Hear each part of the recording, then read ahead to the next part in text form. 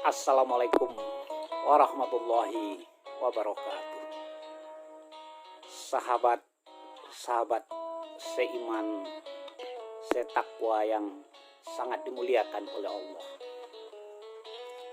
Pada pagi hari yang sangat indah ini, saya membaca sebuah buku yang cukup bagus. Judul bukunya Berani Menaklukkan Diri Sendiri. Berani menaklukkan diri sendiri. Saudara-saudara seiman, kenapa harus ada kata-kata berani menaklukkan diri sendiri? Apanya yang harus ditaklukkan? Kenapa kok diri sendiri harus ditaklukkan? Saudara-saudara yang sangat dirahmati oleh Allah, pada dasarnya kita semua terlahir dalam keadaan putih, tanpa dosa, tanpa noda. Pada awalnya kita terlahir ke dunia ini adalah makhluk yang suci. Tetapi karena perjalanan waktu, karena perjalanan yang begitu panjang, maka banyaklah hal-hal yang membuat diri kita menjadi tidak lagi suci, yang membuat diri kita menjadi tidak lagi bersih, yang membuat diri kita sudah jauh dari apa yang menjadi tujuan hidup kita. Iyyaka na'budu wa iyyaka nasta'in. Hanya itu tujuan kita. Hanya kepada Allah kita menyembah, kepada Allah kita meminta. Saudara-saudara yang dirahmati oleh Allah, maka judul buku ini Berani Menaklukkan Diri Sendiri adalah hal yang paling tepat. Kenapa? Seorang hukama mengatakan, sesungguhnya musuhmu itu adalah dirimu sendiri.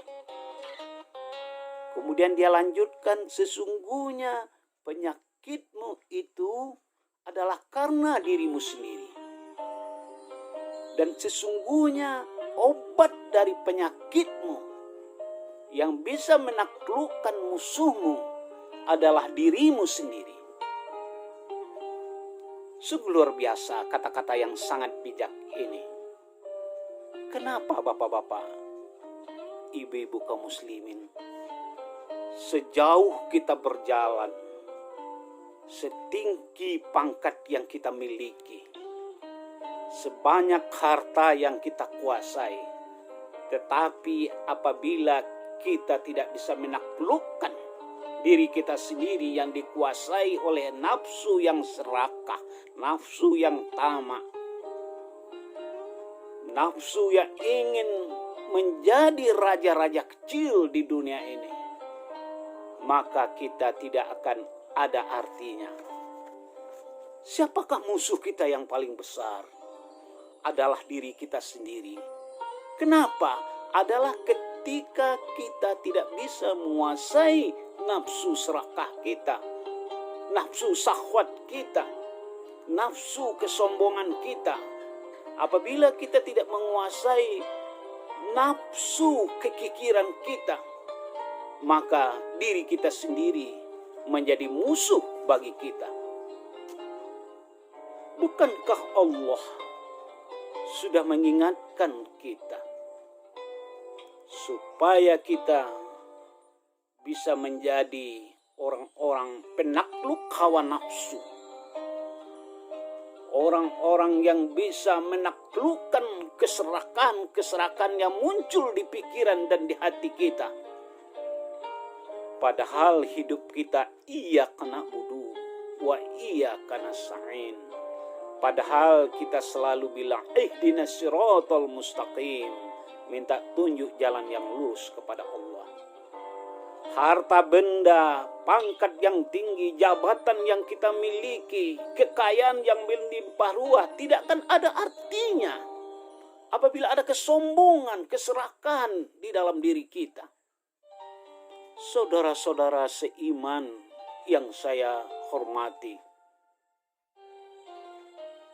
kesombongan, keserakahan, kekayaan, jabatan, kedudukan, dan segala sesuatu yang bergelimang harta tidak akan bisa membawa ketentraman kepada kita.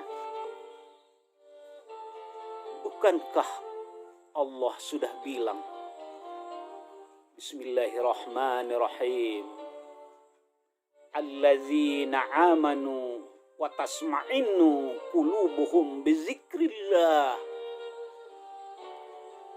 Alal bizikrillah tasma'innul qulub.